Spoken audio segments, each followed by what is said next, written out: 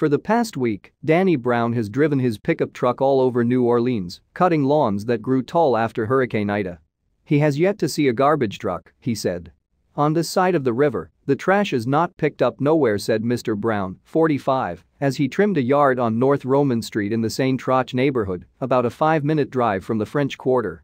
And the smell is getting real loud. When the entire city lost power, most residents had to empty the contents of their refrigerators into garbage bags and put them out for pickup. The city estimates that about 54,000 tons of debris were piled onto the streets.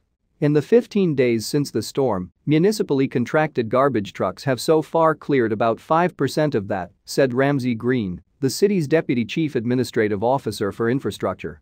We urge the public's patience, Mr. Green said. We acknowledge the frustrations out there.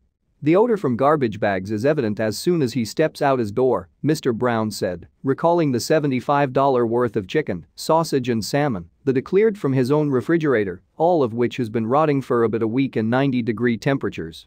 The fetid stew is leaking onto streets, drawing rodents and large black flies, the biggest I've ever seen, the size of Buicks, he said. Mr. Brown has heard from friends and family members that there has been trash collection on the other side of the Mississippi River. And some residents on major nearby streets, including Elysian Fields Avenue and North Miro Street, reported that the contents of their 95-gallon cans were emptied at some point since the storm. But none of the other debris in the neighborhood, which on Monday included tree branches, a ruined deep freezer and molded plaster from fallen ceilings, has been collected. It has gotten to the point where people who hear a garbage truck approach pick up trash bags and run to the sound, hoping to rid themselves of at least some refuse. Mr. Green said that some of the laborers needed for garbage pickup evacuated ahead of the storm and did not return until power was mostly restored last week. Also, he said, it took some time to get landfills back online. The city is hoping to have more trucks collecting solid waste by midweek, said Matt Torrey, director of sanitation for the city.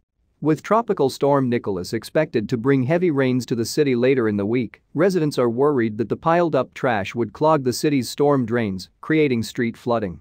Hurricane Nicholas made landfall early Tuesday over the Gulf Coast of Texas before being downgraded to a tropical storm, lashing weary residents with powerful wind gusts and driving rain as it moved toward Houston.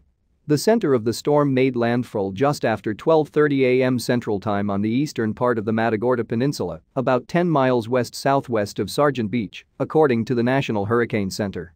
Nicholas, which has maximum sustained winds of 70 miles per hour, is moving north-northeast at 9 mph, the center said. Early Tuesday morning, about 375,000 customers in Texas were without electricity, according to CenterPoint Energy's website, which said that extended power outages were likely in the Houston area. Forecasters expected the storm to weaken as it moves toward southeastern Texas on Tuesday and southwestern Louisiana on Wednesday. Nicholas was expected to bring up to a foot of rain to parts of coastal Texas, the center said, raising concerns for flash flooding. Warnings of a dangerous storm surge extended east to Louisiana, where people are still recovering after Hurricane Ida battered the southern reaches of the state 2 weeks ago. At a news conference on Monday night, Harris County Judge Lena Hidalgo said roadways in the Houston area appeared to be mostly clear, and she thanked residents for staying home. We can't let our guard down, Judge Hidalgo said, adding that strong wind gusts were still a concern. Zach Davidson, the spokesman for the Office of Emergency Management in Galveston County, said residents should remain cautious even if the streets look manageable in their own neighborhoods, he added. It may be all right where you are, but if you get on the road to go somewhere else and those roads get flooded, it becomes a very dangerous situation, Mr. Davidson said.